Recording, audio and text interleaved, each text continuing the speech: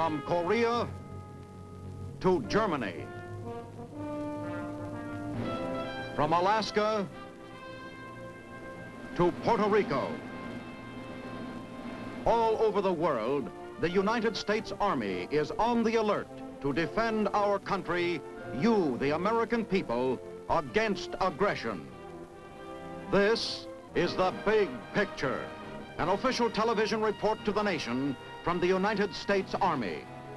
Now, to show you part of the big picture, here is Captain Carl Zimmerman. In the letters from Korea, you find many interesting stories and anecdotes that seldom reach the public eye. Stories written between the lines of the news by men who see only what is going on in their particular sector, who write about their own experiences or of things of special interest to them. Now, some of the stories we're going to bring you today may not give you a detailed picture of the war in Korea, but we do feel that you learn a good deal about the courage, the ingenuity, the humor, and the heart of the American soldier. Let's move into Korea now, here at the side of a road, and hear these words from an infantryman. I remember how we sat around waiting to move up, every guy with his own thoughts. You keep them to yourself before a battle, and you get ready for what's ahead, for what you'll have to do. We heard a lot about our objective. By now, I guess you've heard about it too. We were headed for a big mountain called Old Baldy.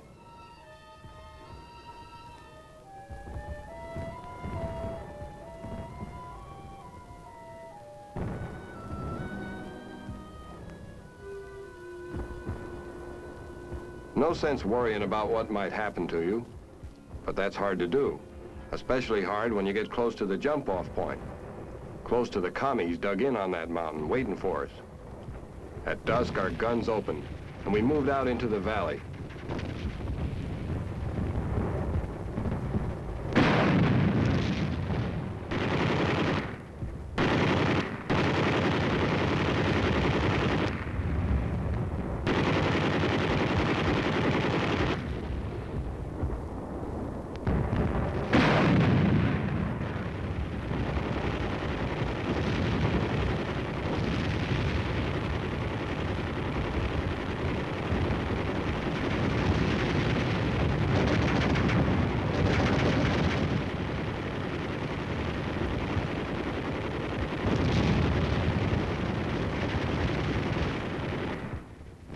They shot flares above us at night, but we kept going up that mountain.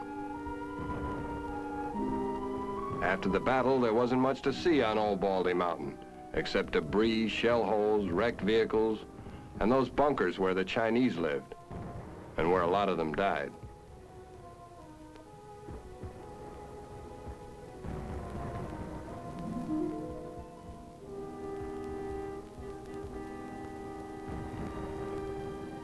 Some of our guys didn't do so well either. They carried me down that mountain. The aid station was a busy place, and some of the guys who came in were in pretty bad pain. They sure set their teeth, though. They stood it, and their faces told an awful lot about the battle we'd been through. About war in general, I guess.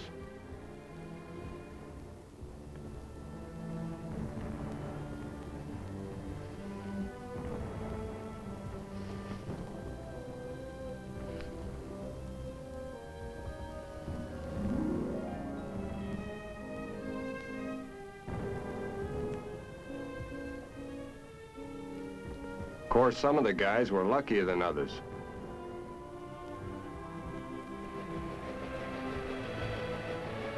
This was my first trip in a helicopter, and they don't lose any time getting you aboard one. It's a sort of flying ambulance. It can't fly too fast for you. You worry plenty, never quite sure just how bad you're hit. Of course, the boys tell you you're going to be okay, but they keep that blood plasma feeding into you all the way to the hospital.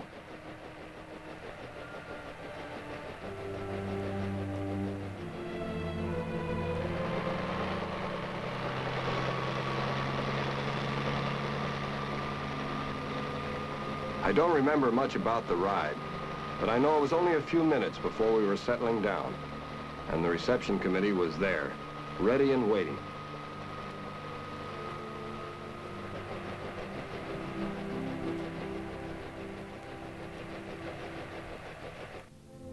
At that MASH hospital, the sign looked mighty good to wounded guys.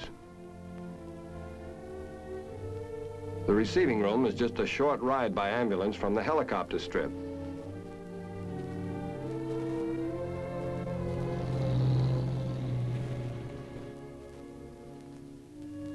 A guy who's wounded sure gets moved around a lot.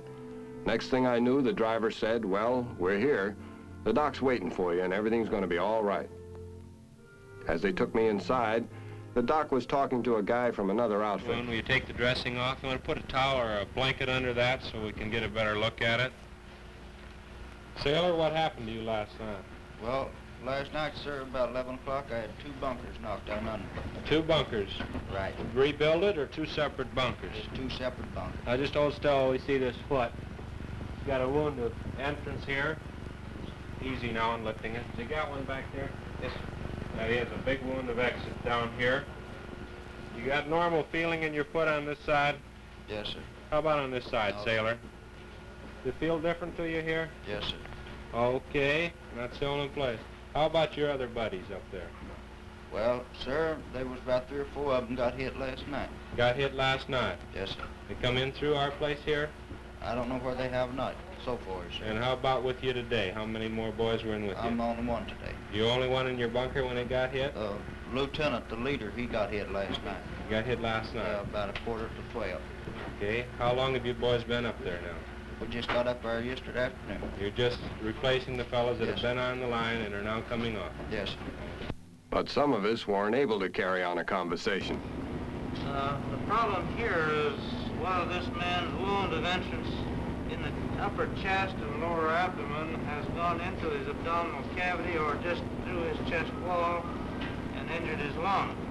He also has another one in his head that might be in the skull, although by x-ray we feel that it is not. We had all the best equipment and technicians with the know-how to handle it. They don't miss a trick in those MASH hospitals. Of course, you don't stop worrying right away. There's still surgery ahead, and most guys feel a little scared before they go in. Seems like a long wait, and that's why it means a lot to have the chaplain there. Somebody to talk to, somebody who understands a lot of things without being told.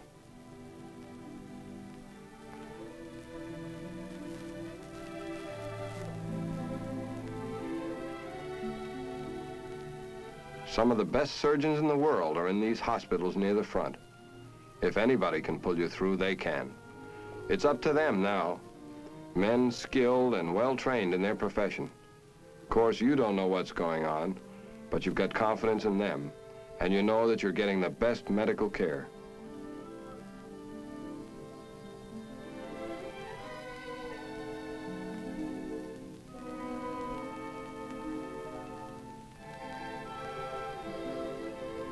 When you wake up, you're in a bed for the first time in months. And there are nurses to fuss over you. Funny what a few hours will do. Sure, we were still weak and kind of numb, but the nightmare of battle was beginning to drift out of our minds.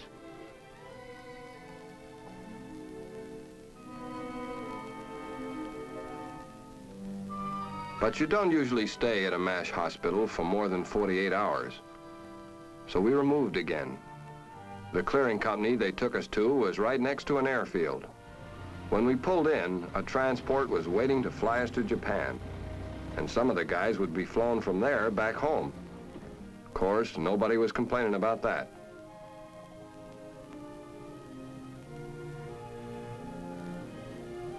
Some of us had a long way to go toward recovery.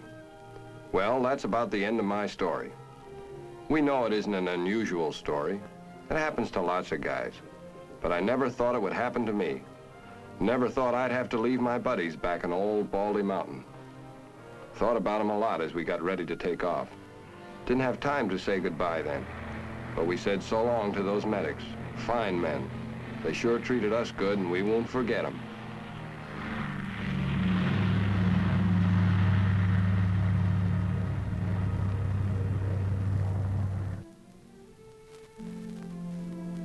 Here is another story that comes from a small town behind the front lines. The people of Cap Young have seen their town change hands 5 times during the war. They have known the terror and destruction of war. But now peace has come again to their village, and the people no longer live in fear. In some ways, life for them is much the same as it was before the war. There are people who expect very little of life, and that's why the story of how something good happened to them is especially heartwarming. It began one morning in front of the Capyong County office, where an American officer met the officials of the town. This civil affairs officer tells it this way.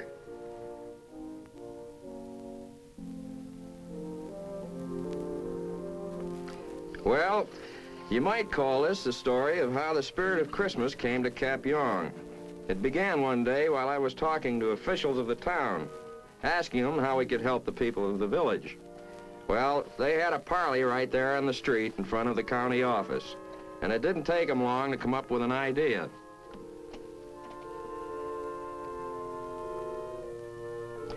They decided to show me what they had in mind. Said they wanted to drive out to a certain field on the outskirts of town. So we all piled into the Jeep, while I wondered what was in their minds. But they wouldn't tell me anymore until we arrived at the field. Then they said, what we need most is a new school to be built here, since our other one was destroyed in the war. Well, from then on, events moved quickly.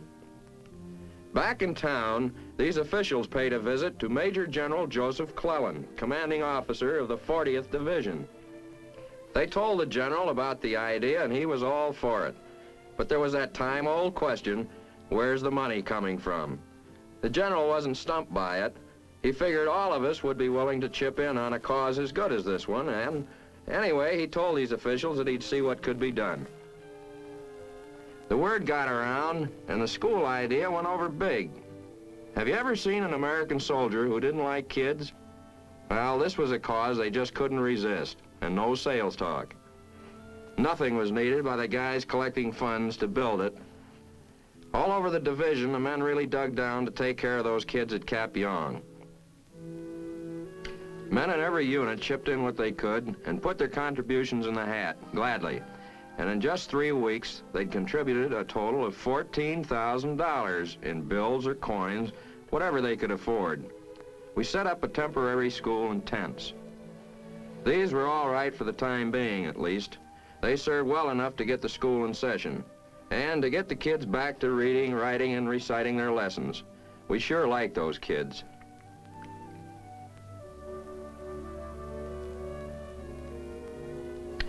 But with winter on the way, we figured they'd be pretty cold sitting in tents.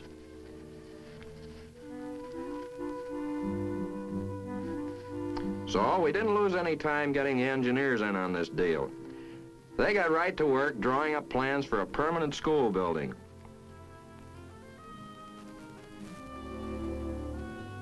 And in short order, we were ready to begin construction. The kids and all officials of Capyong came out for the groundbreaking. So did the general. In fact, he shoveled up the first spade of dirt for the foundation of Capyong High School.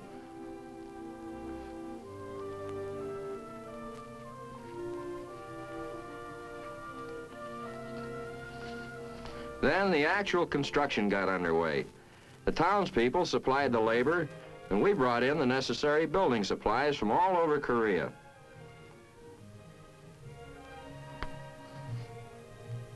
Those people really went to work. You didn't see them sitting around or leaning on a shovel. Of course, some of their methods were kind of primitive. That was to be expected. But they also showed a lot of skill and ingenuity.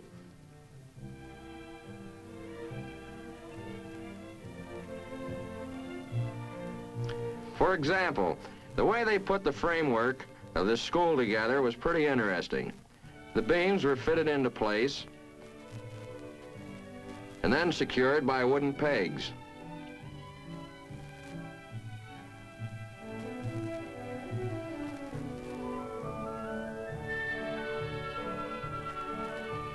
The engineers supplied some machinery to speed up the operation, so you had a view of primitive and modern construction methods used on the same project.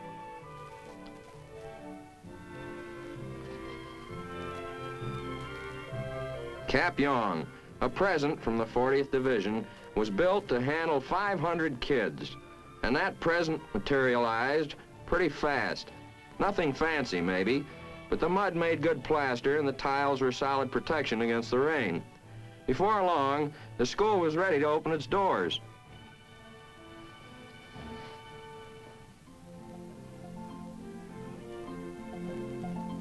But the kids weren't the only ones who came to school that opening day. Just about the whole town turned out for the dedication ceremony. And those people put on quite a show. You'd have thought the war was over.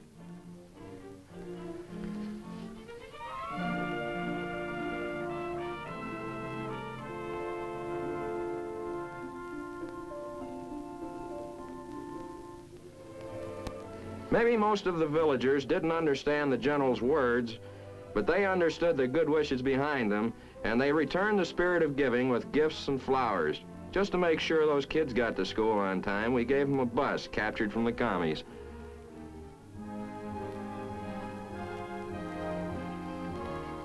Kenneth Kaiser High School was in session.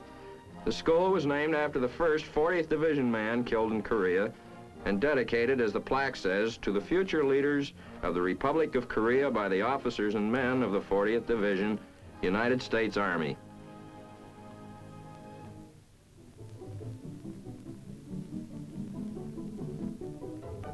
From a signal company comes a letter from an American soldier written to his young son at home. Dear Mike, your last letter was very interesting, and I enjoyed the pictures you drew in it. We have lots of animals over here, too, and I want to tell you about one of them in particular, a mule. A Chinese communist we captured named Rosie, the Riveter, because she kicked so much. But she really wasn't as stubborn as a mule, because she soon began to appreciate life on our side of the line.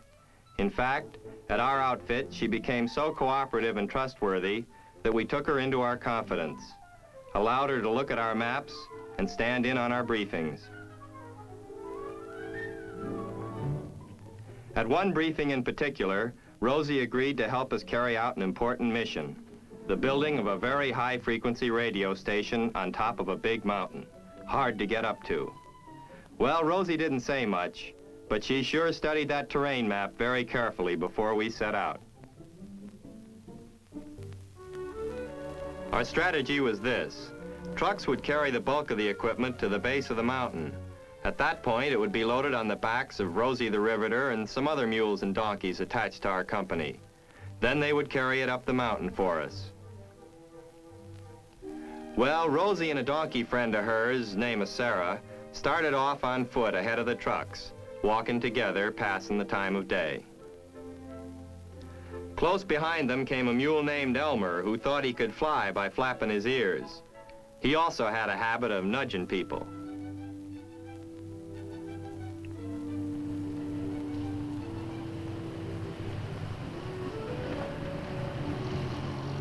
Before long, we arrived at the mountain.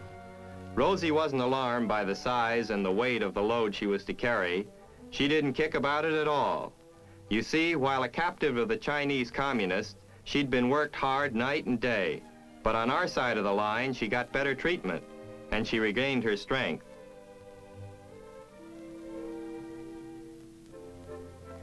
Of course, it was a tough climb up that mountain, even for a strong mule. And there were times when Rosie's patriotism began to weaken.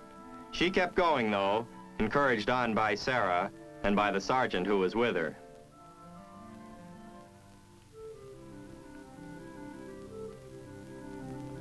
So with her help, we got our equipment up that mountain.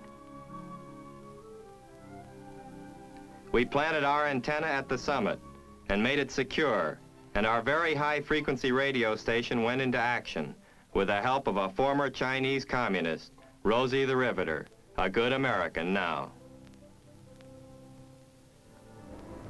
You've probably heard how Army units fighting in these mountains have been cut off by the enemy or isolated by the terrain, yet kept alive by supplies dropped to them from the air.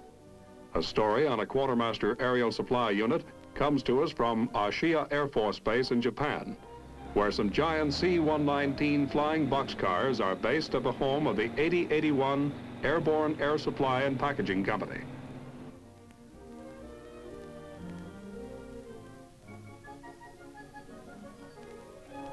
The men of this company specialize in airdrops of supplies ranging from food and first aid kits to treadway bridges.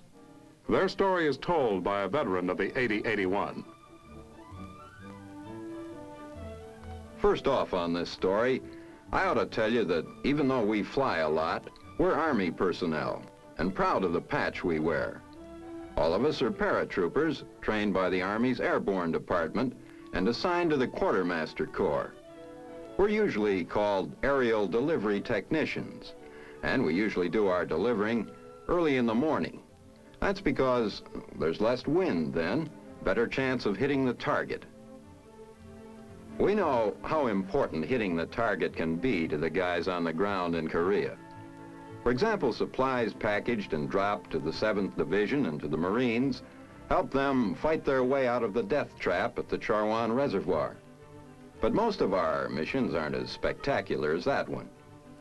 Right now, we're getting ready to visit an Air Force radio station we've been supplying for over a year now, dropping some magazines along with other supplies. Mighty welcome to guys who've been sitting on one mountain